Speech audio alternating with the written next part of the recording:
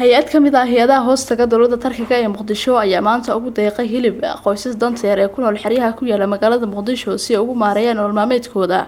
Ugu horeyn Bilaal oo ku hadlay magaca hay-adaasi ayaa waxa uu sheegay inay sii wadi doonaan deeqaha noocan oo kale oo loogu tabarucayo qoysaska danta yar ee ku nool magaalada Muqdisho. Ramazan ilk gününden bugüne kadar her gün ortalama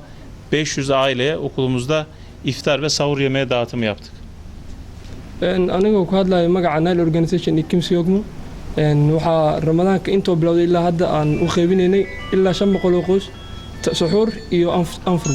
Professor Maxamed Cumar Dalxa oo kamid ah mudanayaasha baarlamaanka ee Soomaaliya iyo mas'uuliyiin kale oo ka socotay wasaaradda waxbarashada ee xukuumadda Soomaaliya oo ka qayb galay deeqdan ayaa waxay uga mahadnaqeen dowladda Turkiga caawinaad ay u sameynayaan ummadda Soomaaliyeed. Ayagoo ay ka jawaabayaan walaalaha iyaga muslimiinta ee Turkiya gaar ahaan hay-adan samafalka ee loo yaqaan Kimsa Ogmo oo muddo dheer tan iyo abaarihii wadanka ay ka dhacayeen ay ku sugnaayeen mar waliba siday uga qayb qaataan samafalka haddii ay ahaan lahayd xilliga udxiyada hadday ahaan lahayd xilliga ramadaanka oo iftaaru saa'imka ay bixinayaan iyo masaakiinta agoonta dadka fuqarada ah haweenka garoobada kuwa ma aragtay gablanka intaba sida ay dadka ee curyaamiinta wax ay u taraan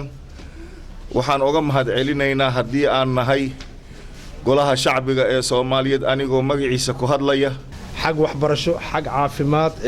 xag kaleba maxaan ku raada waxaan mahad aan uga celinaynaa Ilaahay ka sokow hay-adan Turkiga ee magaca Kimsi oo kale yiraahdo